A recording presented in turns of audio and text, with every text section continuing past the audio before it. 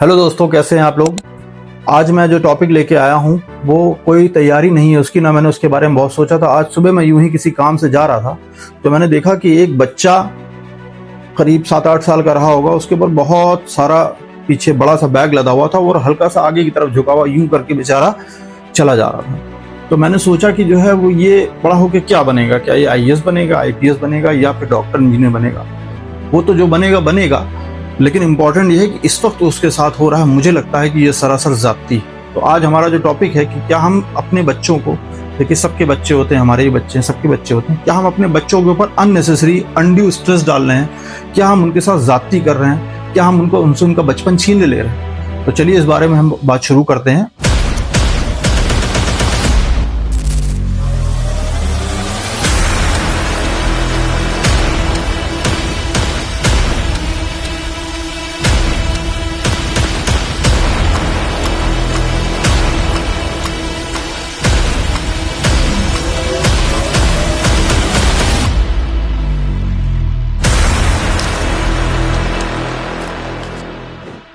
सबसे पहली बात तो यह है कि स्कूल एक ऐसी जगह होती है जहां बच्चा सीखने जाता है, लेकिन आमतौर पे हमने देखा है कि एक डेटा के हिसाब से जितना बच्चे का वजन है उसका 10% से ज्यादा वेट उसके ऊपर स्कूल बैग का नहीं होना चाहिए। लेकिन मैंने देखा है कि बच्चे का वजन 15 किलो 20 किलो भी नहीं है और स्कूल बैग को लादे हुए 10 किलो। तो जाहिर सी बात है वो आगे स्टूप हो जाएगा, वो झुकेगा, उसकी कमर में दर्द रहेगा और जाहिर सी बात है थक जाएगा तो कॉन्सेंट्रेशन भी कम हो जाएगा। तो सबसे पहला टॉपिक तो यही है और सबसे पहला पॉइंट यही है कि क्या हम अपने बच्चों को जो सुबह स्कूल जाते हैं, अगर आप कभी वो बैग उठा के देखिए तो आपको एहसास होगा कितना भारी बोझ हमने उनके ऊपर लाद रखा है। इससे उनकी हड्डियां कमजोर हो रही है, बच्चे आगे की तरफ झुक रहे हैं, स्टूप्ड हो रहे हैं, उनकी स्पाइन का कर्वेचर गड़बड़ हो रहा है, बच्चों की जो इंटरवर्टिब्रल डिस्क होती है बहुत सॉफ्ट होती है, उस पर भी जबरदस्त लोड पड़ता है। इससे बच्चे क्योंकि कंपेंसेट करते हैं तो वो आगे की तरफ झुक जाते हैं और हमने देखा हंच बैक या स्टूप पोस्चर अक्सर बच्चों को होने लगा है। तो ये एक बहुत सीरियस प्रॉब्लम है और इसका जिम्मेदार कौन है ये तो मुझे नहीं मालूम, लेकिन मुझे इतना पता है कि देयर इज समथिंग रॉन्ग। क्योंकि किसी बच्चे को एक दिन मान लीजिए स्कूल में 5 घंटा पढ़ता है तो उसको सारी किताबें एक साथ देने की, सारी चीज़ें ले जाने की ज़रूरत नहीं। और कहीं ना कहीं इसमें पेरेंट्स की भी गलती है। आज की इस रेस में जो रैट रेस है, जो नेक टू नेक फाइट है, उसमें सोचते हैं कि बच्चा मेरा 95% ले आए, 96% ले आए। यकीन मानिए मैं ऐसे बहुत से लोगों को जानता हूं जिनका जो है वो हाई स्कूल में या उससे पहले कभी अच्छा नंबर नहीं आया और आज वो सिविल सर्वेंट है। और ऐसे बहुत से बच्चों को जानता हूँ, बहुत से लोगों को जानता हूँ जो हमेशा थ्रू आउट टॉपर है और आज वो कहीं नहीं। तो देखिए, मैं ये नहीं कह रहा कि पढ़ाई जरूरी नहीं है, लेकिन टेक्निकली स्मार्ट पढ़ाई जरूरी है। आपको ये समझना पड़ेगा, हम लोगों को ये समझना पड़ेगा कि जो सिस्टम है ये सिस्टम बिल्कुल बच्चों के लिए ठीक नहीं है। चलिए, ये तो एक बात हो गई कि बच्चे के ऊपर इतना भारी बोझ लदा हुआ है। उसके अलावा जाहिर सी बात है बच्चा 5-6 घंटे स्कूल में रह के आया, लौट के आया, फौरन उसे जो बहुत सारे लोग जो है वो दीनी तालीम देने लगते हैं। बहुत सारे लोग कहते हैं भाई तुम्हें जो है वो फला कोचिंग में जाना है। पता लगा बच्चे को कोचिंग में भेज दिया। अब कोचिंग में गया बच्चा, फर्ज करिए 2 बजे वो आया, 2:30 बजे 3 बजे बेचारे ने खाना भी नहीं खाया और उसके बाद उसको फौरन भेज दिया कोचिंग। अब 3 घंटे वो कोचिंग करेगा।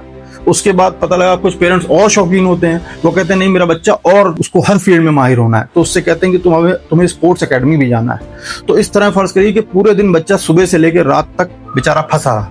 अब उसी में वो खा भी रहा है, उसी में वो ना उसको आराम मिल पा रहा है, वो थ्रू आउट टायर्डनेस हो रही है। बच्चा जाहिर सी बात है लैक ऑफ कंसंट्रेशन और हमेशा उसके अंदर थकन रहेगी, वो परेशान रहेगा। और प्लस एग्जाम का आए दिन, क्योंकि एग्जाम भी अब जरूरत से ज्यादा होने लगे हैं, पहले भी होते थे लेकिन आज मुझे लगता है कि आज की डेट में तो हर महीने 15 दिन 20 दिन पे एक एग्जाम होता है और एग्जाम की तैयारी ऐसे लगती है जैसे लगता है कि सिविल सर्विस का एग्जाम होने वाला है। तो देखिए, बच्चों को बच्चा ही रहने दिया जाना चाहिए, उनसे उनका बचपन मत छीनिए, उनको खेलने दीजिए, कूदने दीजिए, जो सराउंडिंग एटमॉस्फेयर उसको समझने दीजिए। जब बच्चे बाहर नहीं खेलेंगे, बच्चे बाहर नहीं निकलेंगे, सेफ्टी मेजर्स लेने चाहिए, बिल्कुल सही बात है, लेकिन बच्चों को मौका दिया जाना चाहिए। उनका जो नर्चरिंग है, उनका जो फुल डेवलपमेंट होगा वो तभी होगा जब वो अपने सराउंडिंग्स पे फ्री होके घूमेंगे, सराउंडिंग्स को अच्छी तरह समझेंगे, खेलेंगे अपनी उम्र के बच्चों के साथ, ना कि इस रैट रेस का हिस्सा बन के और गधों की तरह बोझ लाद के एकदम बेवकूफ की तरह चले जा रहे हैं।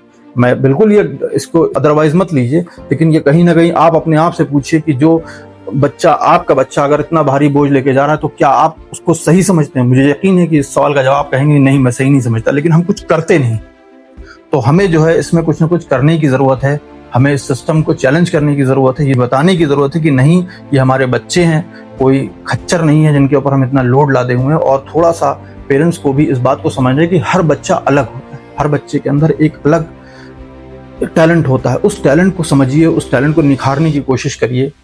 और अगर मुझे उम्मीद है कि अगर आप लोग अपने बच्चों को समझने की कोशिश करिए, हम लोग क्या होता है कि सिर्फ इन्वेस्ट करते जाते हैं, हम उसको देखते हैं कि बच्चे को फला कोचिंग में भेज दिया, हमने बच्चे को फला एकेडमी में भेज दिया। जाहिर सी बात है 100 बच्चे अगर एक ही जगह एक ही चीज़ कर रहे हैं तो 100 के 100 बच्चे तो एक्सेल नहीं कर पाएंगे। हर इंसान की अपनी एक रेस होती है, उसको उस रेस में आगे आना है। हमारा as a parents, as a guardians, as a teachers हमारा ये काम होता है कि हम ये देखें कि वो किस रेस में आगे जा सकता है। एक ही रेस में सारे बच्चे अगर दौड़ने लगेंगे तो जाहिर सी बात है किसी न किसी को तो थर्ड आना होगा, किसी न किसी को सेकंड भी आना होगा, कोई ना कोई लास्ट भी आएगा। तो हमें ये देखना है कि हमारा बच्चा किस चीज़ में एक्सेल कर सकता है, और अपने दिल पे हाथ रखिए, पूछिए कि आपका बच्चा किस चीज़ में आगे होता है। और इसके अलावा सबसे इम्पोर्टेंट चीज़ जो है, बच्चों की होलसम न्यूट्रिशन का ध्यान रखिए। ये कोशिश करिए कि बच्चे अच्छा खाएं, हमेशा जो है प्रोटीन डाइट लें, कैल्शियम रिच डाइट लें। अगर कैल्शियम सप्लीमेंटेशन करना चाहते हैं तो वो भी कर सकते हैं, बहुत सारी च्यूएबल टैबलेट्स आ गई हैं मार्केट में, वो भी आप कर सकते हैं। और जब आप बच्चों को रोज कम से कम दिन भर में 1 घंटा, आप आधा घंटा 1 घंटा बच्चों के लिए निकालिए, बच्चों से बात करिए, उनसे पूछिए कि बेटा तुम्हारा स्कूल कैसा रहा, तुमने क्या सीखा, कोई प्रॉब्लम तो नहीं है। क्योंकि होता क्या है ना, बच्चे जब परेशान होते हैं, जब वो देखते हैं कि माँ बाप सिर्फ हमें इसी चीज़ में ढकेल रहे हैं, खाली वो देख रहे हैं कि बच्चा करियर ओरिएंटेड हो रहा है कि नहीं, ये बड़ा होकर डॉक्टर बनेगा, इंजीनियर बनेगा, तो फिर वो इंट्रोवर्ट हो जाते हैं, वो अब चीज़ें दबाने लगते हैं, छुपाने लगते हैं, और आगे चल के फ्यूचर में ये उसके लिए बहुत नुकसानदेह होता है। जाहिर सी बात है, तो इन चीज़ों का हमें ध्यान रखना चाहिए। अपने बच्चों से मोहब्बत करें, उनको टाइम दें। यकीन मानिए ये टाइम जो निकल जाएगा ये कभी लौटेगा नहीं। और मुझे उम्मीद है आपको इस वीडियो से कुछ न कुछ सीखने को मिला होगा। अगर आपको कुछ सीखने को मिला हो तो प्लीज़ इस वीडियो को शेयर करिए, इसको लाइक करिए और कमेंट करिए अगर आप कुछ पूछना चाहते हैं। बहुत बहुत शुक्रिया।